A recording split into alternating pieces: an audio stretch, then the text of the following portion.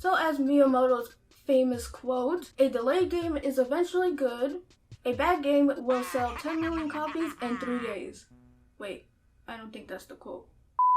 Hi guys, it's Mandy from Mandyleeplays, and in this video, I'm going to do my most disappointing games of 2022. Now, I'm very good at picking out my games. I always do my research, watch playthroughs, read reviews, all that jazz to make sure it's up my alley. So I have a knack for picking out great games, but there's games that also fall flat. Now let me get this out of the way. This is my opinion. If you like the games that I've mentioned, then great for you. And tell me in the comments down below what games you found disappointing in 2022. But don't worry, it's not all negative here. I'm working on my top 10 favorite games of 2022. So look forward to that. Now on to the games. Now, I don't have that much games on my list, which is good. That means that 2022 was a banger of a year overall for gaming. There was a lot of good games, but some did leave me disappointed. So this is in no particular order. The first one is Triangle Strategy. This game came out during a time when strategy RPGs were kind of lacking, so I needed something to scratch that strategy RPG itch. So when I saw Triangle Strategy and saw all the trailers, I was hyped. Even the demo got me hyped as well. But overall, the gameplay was excellent, but the story and its mechanics kind of fell flat to me. The game is padded out with story more than gameplay. Now, I don't really mind the story taking front center, but this is not a visual novel or anything like that, so it felt kind of weird when these cutscenes will last so long and there's little gameplay, and it felt like the pacing was really off. The story was cliche and not really creative. I could kind of feel where everyone was going. The side characters were very boring. The main characters were okay, but nothing too great. I hate that this game has different routes, and then it has the goal to say there is one canonical route, which is the golden route.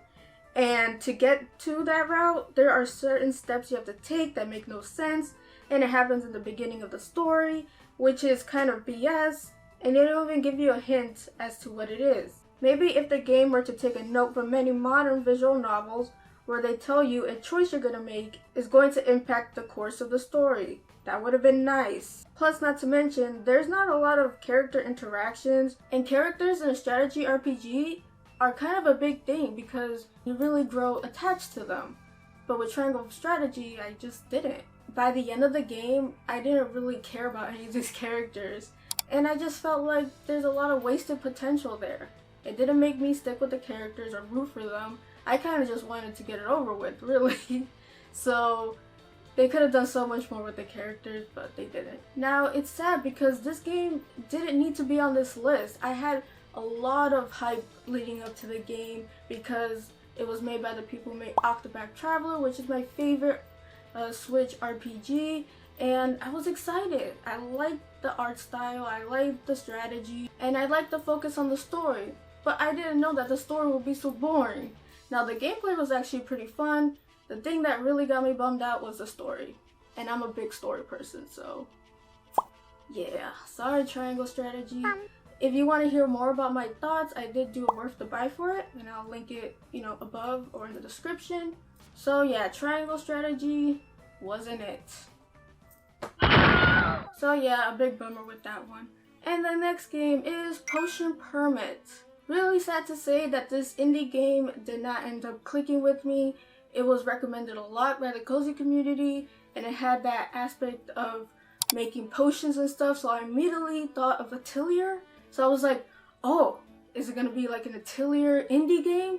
I want to get some of that, and might I remind you how excited I am for Rise of 3, but this is not for this video. Alright, back to Potion Permit though. It seems the more I played it through, I kept feeling underwhelmed. I streamed it once on my channel, and we were having a good time. It was my first time playing it too. But outside the stream, I didn't like the gameplay mechanics. Figuring how to cure patients had this mini game, which I thought was really gimmicky. It didn't really need to be there. None of the villagers really liked me at first, but even when they started liking me, I felt like it was kind of hard to befriend them, and I didn't really want to befriend them as well because they're really rude sometimes. But the big thing that disappointed me most about this game is creating these potions. So the making of potions is just a puzzle mini game. Each ingredient is represented by a different shape, and some recipes may restrict what elements can be used per brew. Now, it was nice at first, but it gets kind of dull. The more you do it, the more you don't want to do it, basically. Now, this disappointed me the most because I initially was interested in this game because of the making of the potions. I feel like they didn't really want to go all in with this whole making potions, but they still wanted the gimmick. I don't know, I don't think it was fleshed out or done correctly. I was hoping for this indie Atelier style game, but it wasn't that. A lot of people might still like this game. There is stuff in there, and some people might find the vibe calming and cozy too, but I found it very tedious and boring. If you like the game, then that's great. So yeah, disappointed that it's in the list, but I'm more disappointed that I bought it. Digital game, Pretend I'm Throwing.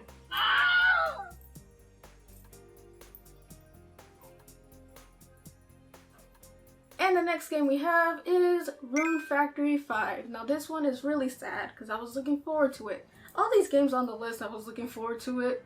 Rune Factory 5 is a clunky nightmare marred with technical issues and visuals with so much to be desired. This game was not properly optimized for the Switch, hence the technical and performance issues.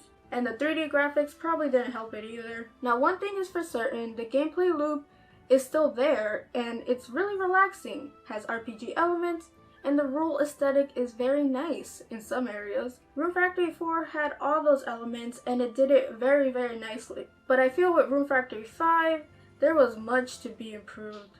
Now a lot of people say it's a farming sim, it doesn't have to have like, you know, graphics up the wall and stuff, which I agree, it doesn't have to. It's a good, pretty game the way it is, but if the performance is lacking, it feels clunky. Farming sims are supposed to be relaxing. Frame rate dips are not relaxing at all. So Rune Factory 5 just wasn't it. Now the last game on my list is no surprise, Pokemon Scarlet and Pokemon Violet. Woo! So a little history here. I didn't like Sword and Shield, I liked Arceus, and I felt like they're going in the right direction, they're almost there. And then Scarlet and Violet came out and I was like, pack it in. Now you've probably seen a lot of videos on this game, but the game is plagued by technical issues. The FPS is terrible. It goes into the single digits sometimes, which is horrendous. It feels like I'm moving in molasses. Glitches galore, and it doesn't help that the first patch they made for the game didn't even address any of the performance problems. Nintendo did say they're going to add more patches, but let's be honest, patches will probably make it better, but it won't fix the game. It's a far cry from Legends Arceus, because while Legends Arceus did have problems, it was nowhere near the level with Scarlet and Violet. But what disappoints me the most is all the potential in this game is thrown to the trash. I love the Paldea region, and I love the new Pokemon. Favorite Pokemon is Ticatun, so all the good things that this game has going for it is put to waste because of time crunch. Ever since the switch to the Nintendo Switch, Game Freak has been really struggling with trying to get a game, and having it open world did not help it at all. I don't know why they went this route when they couldn't even do a linear route. Now a lot of people are saying this is a good direction for the Pokemon. I'm like, we're still on this direction, BS? They should have been to the location by now. I don't get what we're waiting for. Sword and Shield was a step in the right direction. Arceus, step in the right direction. Scarlet and Violet was supposed to be the culmination of all those put into a game. But then now Scarlet and Violet is a step in the right direction. When are we ever gonna get to the damn destination? Scarlet and Violet could have been one of the best Pokemon games. It wouldn't have been on this list if they stopped doing this time crunch BS. It doesn't work, especially when they want to do everything on the Switch now, and especially when they want to do stuff open world. I don't know who okayed that, but no. But to be clear, I'm not criticizing the people who actually worked on the game, because they were probably bound by time crunch and they really couldn't do anything about it. I'm blaming the people who could actually change stuff, but they don't. So the game, like other Pokemon games, sold like crazy, but Pokemon Scarlet and Violet are the worst scoring Pokemon games to date. So they got their money, but their game is garbage. Which do you think is their priority? Pokemon Violet or Scarlet?